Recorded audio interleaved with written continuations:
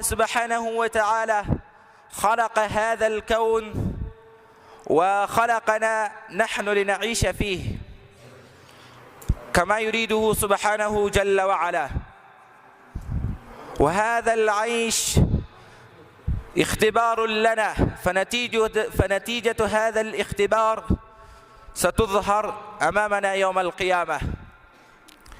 فلأجل أن نعيش حياة طيبة رائعة وجميلة وموافقة بشريعة الله التي أرسلها الله إلينا بواسطة النبي صلى الله عليه وسلم، نحتاج إلى العلم.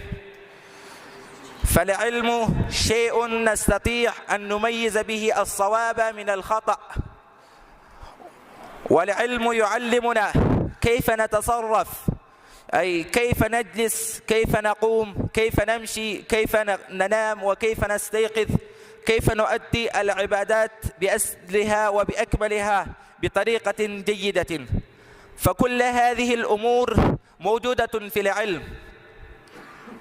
فالرجل إذا كان عالما وعاملا بعلمه يستطيع أن يفوز في الاختبار الذي نحن واقع فيه، وله درجات عاليات بينات بينها الله سبحانه وتعالى في محكم كتابه، فيقول: قل هل يستوي الذين يعلمون والذين لا يعلمون.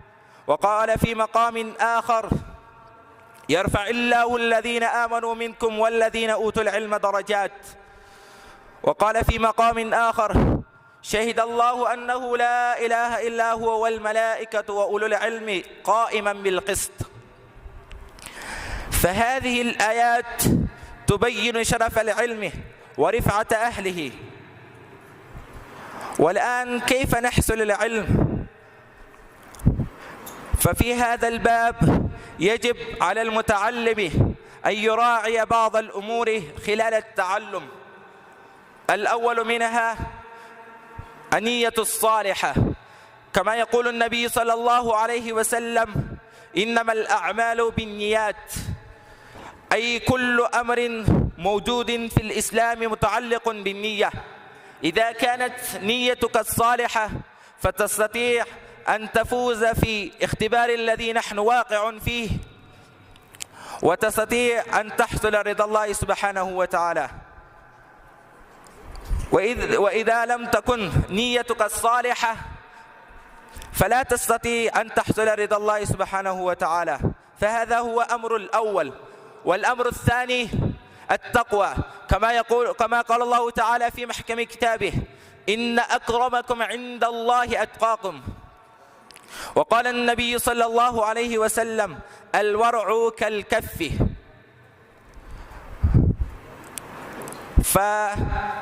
فتحصيل العلم وحصول العلم هو بالتقوى.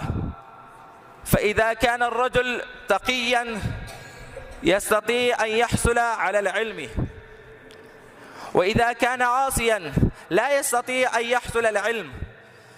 كما يقول الإمام الشافعي في شعره: شكوت إلى وكيع سوء حفظي فأوصاني بترك المعاصي، لأن العلم نور ونور الله لا يعطى للعاصي.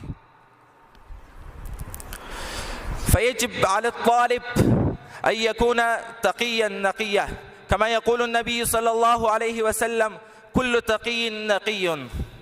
والأمر الثالث هو الاجتهاد.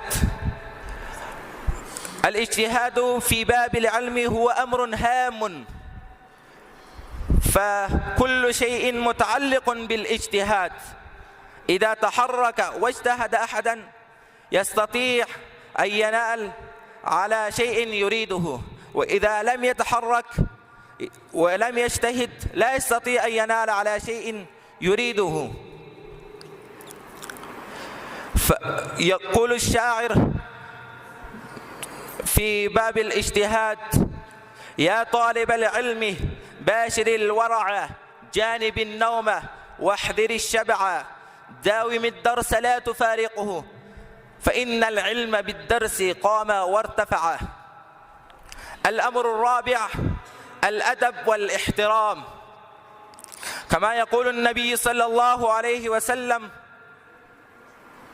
الدين كله أدب، فكل أمور في الإسلام متعلق بالأدب.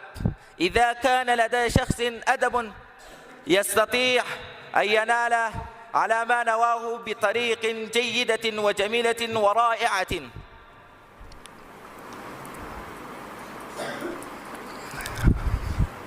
فخلاصة الموضوع: يجب على الطالب أن يكون خالص النية وتقيا ومجتهدا ومؤدبا ومحترما،